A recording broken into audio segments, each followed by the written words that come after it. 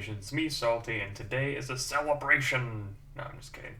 Today we're going over the various new releases, well, new in air quotes, they've been out for a couple months, versions of the Luke Skywalker from the Yavin Ceremony. This one technically isn't Yavin Ceremony, but it's the same costume, so we're just gonna run with it. Pick these up at various locations to include Walmart, GameStop, and GameStop.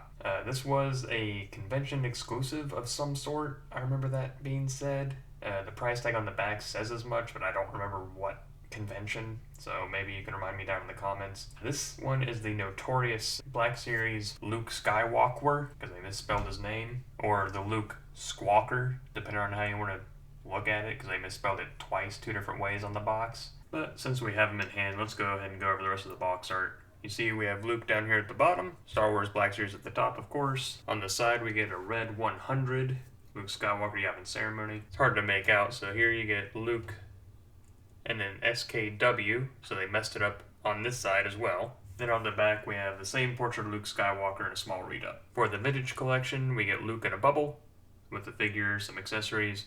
We get a still from the movie, the nice racetrack, Kenner logo. On the back, a bunch of legalese, and the rest of the figures that are available in this particular wave. This particular one is a little more involved. You see you get some, I believe that's some comic book artwork. The side says Luke Skywalker, the Skywalker Strikes, whatever that is. On the back, there's that price tag, and that's that, it's action figure Star Wars Black Series GLB Con exclusive, whatever, I'm not sure what GLB is. And then, the street date for it, so I guess this came out in November, it looks like. On the inseam, you get some comic book artwork that continues onto the top and on the bottom, which this one opens up like a book to reveal all the accessories and Luke Skywalker. I will not be removing all of this stuff, just so you're aware now, because I'm not sure how to get all of this out of here without ruining this, and I kind of like the way this looks. That, and I know if I cut these, I'm not going to be able to put him back in there, and I kind of want to keep him that way. Sorry in advance. With all that out of the way, I'm going to go ahead and open up those two, go over their points of articulation, and while in the package, I'll just show you that they're basically the same. Here are the two Black Series Lukes side by side. You can see that they are the same body mold, same head sculpt and all that. The face is slightly different, but very minimally. They're virtually identical. And you can see that blaster is the same as this one. So, there's that. He did come with the training ball, a blast, a stand for the training ball, his training helmet with the visor down, and then he also came with the sacred Jedi texts! And, of course, his lightsaber, which is hard to make out with this type of lighting. It's a very decent likeness of Mark Hamill. I don't have too much to complain on that front. I wish that the face scan didn't always look so glossy. That's really the only thing I have to say about that. Some color added to the sleeves here would have been really nice. Also looks a little pale to me for some reason. I always imagine the jacket being darker, but that's just me. So anyway, let's go over articulation. He can't really look up all that much because his hair crashes into the back here. He can look down. He does have a small ball at the bottom of his neck that allows him to look just a little bit further. He can look side to side. He gets a little bit amount of tilt. Shoulder spins 360 with no problem at all. Comes up at a 90. Elbow comes up at a 90. Elbow swivel. Wrist swivel. And because this is a trigger hand, it goes up and down for pivot.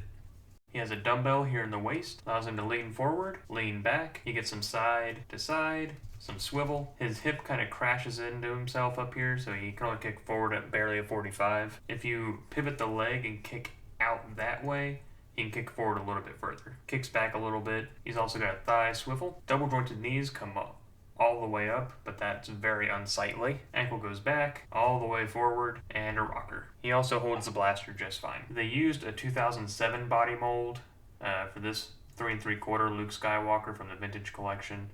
I know, because not only does his foot say it, but so does the packaging for the original one. They didn't change anything from 2007 except for the holster, the blaster, the paint apps on the metal, and the face sculpt, of course, is now that face scan technology. Otherwise, it's identical. I'd pull this out and show you, but for some reason, I don't know what it is, I can't bring myself to cut this card open and take this Luke out. Traditionally speaking, I am an opener, but for some reason, I just can't open him up. I don't know why.